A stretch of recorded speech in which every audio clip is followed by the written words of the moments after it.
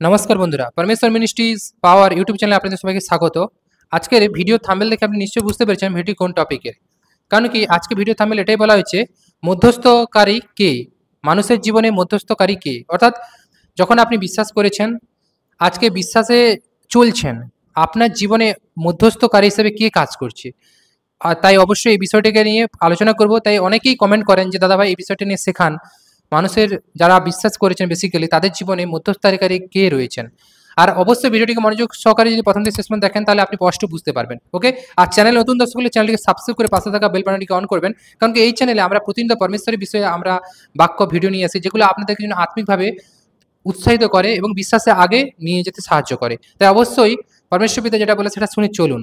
আর আজকে মধ্যস্থকারীকে এই বিষয় নিয়ে পরমেশ্বর কি বলেছে আমি এই মুহূর্তে চলে যাব বচনে। এখানে লেখা আছে মধ্যস্থকারী সম্পর্কে বাইবেল পথ। কারণ একমাত্র ঈশ্বর আছেন এবং ঈশ্বরের মনুষ্যদের মধ্যে একমাত্র মধ্যস্থ আছেন। অর্থাৎ ঈশ্বর আমরা জানি কি একমাত্র ঈশ্বর আছে, একটাই ঈশ্বর আছে, অনেক ঈশ্বর নেই। আজকে জগতের মানুষেরা তারা জানে অনেক ঈশ্বর, সেটা তারা তাদের মতো করে ভাবে, কিন্তু আসল যদি আপনি শাস্ত্র দেখেন সেখানে একজনই ঈশ্বর আছেন। ঈশ্বর ও মনুষ্যদের মধ্যে একমাত্র মধ্যস্থ আছেন, কিন্তু ঈশ্বর এবং মনুষ্যদের মধ্যেও একজন মধ্যস্থ রেখেছেন ঈশ্বর, অর্থাৎ পরমেশ্বর একজন মধ্যস্থ রেখেছেন। যেদিন থেকে আপনি বিশ্বাস করেছেন বা আপনি বিশ্বাস না করলেও যখন আপনি মানুষ ছিলেন আপনাদের জীবনেও একজন মধ্যস্থ আছে। তাই এখানে 1 তিমথিয় 2:5 আপনারা পড়বেন বাইবেলের পথ, এখানে আপনারা স্পষ্ট বুঝতে পারবেন। কারণ একমাত্র ঈশ্বর আছেন, ঈশ্বর ও মনুষ্যদের মধ্যে একমাত্র মধ্যস্থ আছেন। দেখুন এখানে স্পষ্ট বললো যে একমাত্র ঈশ্বর আছে, ঈশ্বর অনেক নেই। আজকে মানুষেরা অনেকেই ভাবে, যারা জগৎ সংসারের মানুষেরা তারা ভাবে যে আমরা অনেক ঈশ্বর আছে আমাদের সামনে, কিন্তু না, ঈশ্বর একজনই আছেন, ওয়ান অনলি গড। ঈশ্বর ও মনুষ্যদের মধ্যে একজন মধ্যস্থ আছেন, অর্থাৎ ঈশ্বর এবং মানুষের মধ্যে একজন মধ্যস্থ আছেন, একজন মধ্যস্থ ব্যক্তি আছে। তিনি কে? অর্থাৎ এখানে লেখা হয়েছে যে তিনি কে। তাই অবশ্যই এখানে চলে আসবো এই বচনে, এখানে নিচের দিকে চলে আসবো। এখানে দেখুন লেখা আছে যোহন 14:6, যিশু তাহাকে বলিলেন আমি পথ সত্য ও জীবন। যে আজকে ঈশ্বর এবং মানুষের মধ্যে যে মধ্যস্থ আছে তিনি হচ্ছেন যিশু। তাহাকে কইলেন আমি পথ সত্য এবং জীবন, আমা দিয়ে না আসিলে কেউ পিতার নিকট আইসে না। অর্থাৎ আজকে যখন পরমেশ্বর পিতাকে আমরা জেনেছি, বিশ্বাস করেছি, গ্রহণ করেছি এবং আত্মাতে স্বীকারও করেছি, তখন থেকে আমাদের জীবনে মধ্যস্থকারী হিসাবে আছেন যিশু। তিনি পথ সত্য ও জীবন। অর্থাৎ যিশু খ্রিস্টকে যদি আপনি গ্রহণ না করেন তাহলে কখনো আপনি ঈশ্বরের কাছে পৌঁছতে পারবেন না, ঈশ্বর রাজ্যে প্রবেশ করতেই পারবেন না। কারণ ঈশ্বর রাজ্য কোনো এই জগতের রাজ্যের মতো নয়, এই পৃথিবীর রাজ্য নয়। ঈশ্বর রাজ্য হচ্ছে কি? ঈশ্বর রাজ্য হচ্ছে আনন্দের স্বর্গরাজ্য, যেখানে সবসময় খুশি, আনন্দ, প্রেম, পবিত্রতা, ন্যায়, ক্ষমাশীলতা, দয়া, শান্তি, সুখ সবকিছু রয়েছে। অনন্ত স্বর্গ যাকে বলা যায়।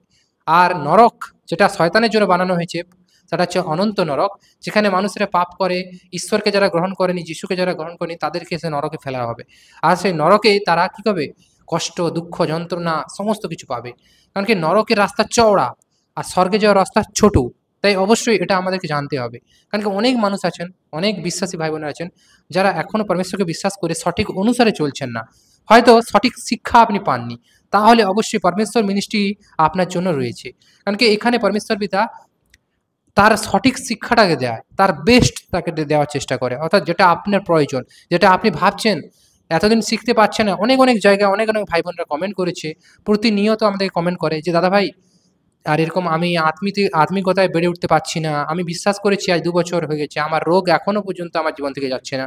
তাই অবশ্যই পরমেশ্বর আপনাদেরকে এই বিষয়ে শেখাচ্ছে যে যিশু কেন মধ্যস্থকারী হিসেবে আসলো, যিশুকে কেন আপনি গ্রহণ করেছেন, কেন দরকার গ্রহণ করা, প্রত্যেকটা বিষয় এখানে এই জন্য বলা। যিশু তাকে বলেন আমি পথ সত্য জীবন, আমাদের না আসলে কেউ পিতার নিকটে যান। অর্থাৎ পরমেশ্বরকে সঠিকভাবে জানানোর জন্য, পরমেশ্বরের বিষয়কে আরো আপনাদের সামনে প্রকাশ করার জন্য, পরমেশ্বরের সামর্থ্যকে আপনাদের সামনে তুলে ধরার জন্য যিশু জগতে এসেছিলেন। তিনি পথ, তিনি সত্য এবং জীবন, অর্থাৎ তিনি রাস্তা, তিনি সত্য। অর্থাৎ যিশু ছাড়া, পরমেশ্বর ছাড়া জগতে কেউ সত্য নেই, সব মিথ্যা, সব সিস্টেমই ভুল, গালাত। সত্য, পথ এবং জীবন। তাই যিশুই হচ্ছে জীবনের দ্বার, অর্থাৎ যিশু হচ্ছে জীবনের দরজা, রাস্তা। তারপরে এখানে বলেছে দেখুন রোমিও 8:27, আর যিনি হৃদয় সকলে অনুসন্ধান করেন তিনি জানেন। অর্থাৎ হৃদয়, আজকে প্রত্যেকটা মানুষের মন, আত্মা কেমন, আপনার মন, আমার মন কেমন, এটাকে কে অনুসন্ধান করে? এটা হচ্ছে পরমেশ্বর অনুসন্ধান করে। আত্মার ভাব কি? কারণ ইনি পবিত্রগণের পক্ষে ঈশ্বরের ইচ্ছা অনুসারেই অনুরোধ করেন। রোমিও 8:27 আছে যে পবিত্র আত্মা সবসময় আমাদের অনুসন্ধান করছে পরমেশ্বর। তার পবিত্র আত্মার দ্বারা আমাদেরকে কি করছে? প্রকাশ করছে। কারণ পরমেশ্বর চায় আমরা যেন তার বাক্য, তার ব্যবস্থাকে সম্মান করি। তাকে গ্রহণ করে আত্মাতে আরো বেড়ে উঠি। পরমেশ্বর পিতা প্রতিনিয়ত আমাদেরকে চায় যেন আমরা তার বাক্য অনুসারে চলি, তার ব্যবস্থাকে সম্মান করি আর তার ব্যবস্থা দ্বারা চলি। আজকে যিশু এই জন্য আসলো মধ্যস্থকারী হিসাবে। কারণ কি মনুষ্য এবং ঈশ্বরের মধ্যে একজন আছেন, তিনি মধ্যস্থকারী হিসাবে রয়েছেন, তিনি হচ্ছেন যীশু খ্রিস্ট। তিনি আপনাকে প্রকাশ করেছেন যে কেমন করে পরমেশ্বরের সঙ্গে চলতে হয়, কেমন করে পরমেশ্বরকে জানতে হবে, পরমেশ্বর কে, পরমেশ্বরের কেমন, তার স্বভাব কেমন। তাই অবশ্যই যিশু এই জন্যই জগতে এসেছিলেন। আর আজকে যদি দেখেন মধ্যস্থকারী হিসেবে যদি জগৎ সংসারের ব্যাপার আপনাদেরকে বলি, যে কোনো একটা পরিবারের সঙ্গে একটা পরিবারের যখন রিস্তা, অর্থাৎ কোনো আপনার ছেলের সঙ্গে আপনার অন্য কোনো মেয়ের বিয়ে দিচ্ছেন, তখন আপনার দুটো পরিবারের মধ্যে যে কানেক্ট হচ্ছে, এই কানেক্টের মধ্যে মধ্যস্থকারী একজন থাকে। মধ্যস্থকারী অনেক সময় কি করে, সেই মধ্যস্থকারী আপনার এই ফ্যামিলির কালচার, ওই ফ্যামিলির কালচার, এই ফ্যামিলির ছেলে, ওই ফ্যামিলির মেয়ে, দুজনের মধ্যে কি একটা এনগেজমেন্ট করার জন্য যে আপনাদের সঙ্গে যে বার্তাটা নিয়ে যায়, উনি মধ্যস্থকারী। ঠিক আছে, মিডিল ম্যান হিসেবে যিনি কাজ করছেন তিনি মধ্যস্থকারী। তিনি দুটো পরিবারের সঙ্গে কানেক্ট করা, আজকে মানুষের সঙ্গে ঈশ্বরের সম্পর্ককে জোগাড় অর্থাৎ নিবিড় করার জন্য যিশু মধ্যস্থকারী রয়েছেন। যিশু ব্যতীত অন্য কেউ নেই যিনি মধ্যস্থকারী করতে পারেন। কারণ পরমেশ্বর যিশুকে জগতে পাঠিয়েছে যাতে মানুষ তার পাপের রাস্তা থেকে মন ফিরিয়ে পরমেশ্বরের প্রতি মন ফেরায়, পরমেশ্বরের ভালো কাজের অনুসন্ধান করে এবং স্বর্গে যাওয়ার পথ তৈরি করে। যিশু এই জন্যই জগতে এসেছেন, তিনি মধ্যস্থকারী হিসেবে এসেছেন আপনার সঙ্গে পরমেশ্বরের সঙ্গে কানেক্ট করার জন্য, আপনার বিষয়কে পরমেশ্বরের সঙ্গে বিষয়ের সঙ্গে তুলে ধরার জন্য যিশু জগৎ সংসারে এসেছিলেন। আর তিনি প্রকৃত মধ্যস্থকারী। তাই এই জন্য বললে যে আমি পথ, সত্য ও জীবন।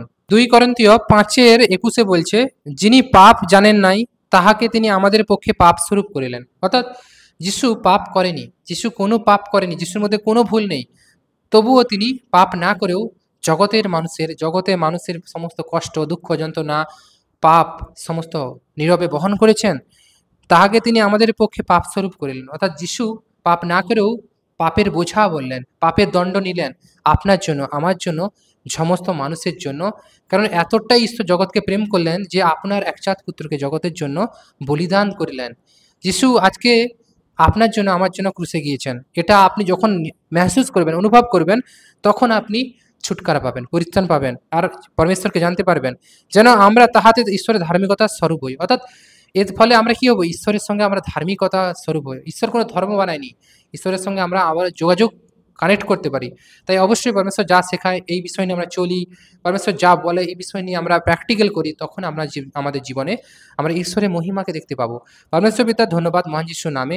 যে বাক্য আজকে আপনাদেরকে দিচ্ছি, এই বাক্য আমার মন গড়া নয়, পরমেশ্বরের বচন দ্বারা। কারণ কি আমি নিজের মন গড়া বিষয় আপনাদেরকে শেখাবো না। কারণ কি পরমেশ্বর পবিত্র শাস্ত্র যা বলে, পরমেশ্বরের ব্যবস্থা, পবিত্র আত্মা যা বলে, তা আমি মেনটেন করি, সেই অর্ডার অনুযায়ী চলি। যিশুর নামে পরমেশ্বরের অর্ডারকে ফলো করুন আর পবিত্র আত্মার অভিষেক আপনার জীবনে থাকবে। এই জন্যই জগতে যিশুকে পাঠিয়েছিল যেন জগতের মানুষের সঙ্গে, পরমেশ্বরের সঙ্গে মানুষের যে একটা ক্রোধ রয়েছে সেটাকে কি করে, ঈশ্বরের যে ক্রোধ সেটাকে সুন্দর করার জন্য যিশু জগতে এসেছেন এবং মধ্যস্থকারী হিসেবে কাজ করেছেন।